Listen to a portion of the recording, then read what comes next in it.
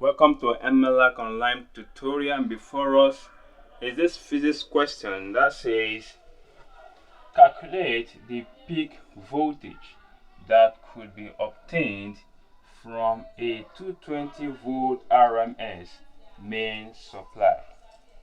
Alright, for us to calculate this, what we need to do is to recall the equation that reconciles the RMS value volts to the peak volt, and here you have it. Alright, now with this, now we can find the peak voltage, which is the V sub 0. Alright, making V sub 0 here, we have that V sub 0 equals cross multiplying.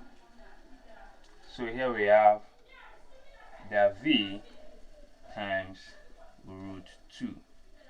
Okay, and our V here is 220, so our V will now be 220 times root 2, which is what? 220 root 2 volts. Alright, this is the final answer, and if you love what I've just done, please kindly subscribe to my YouTube channel and ensure you click on the notification button to be notified of every video that I will be uploading. Thank you and God bless you.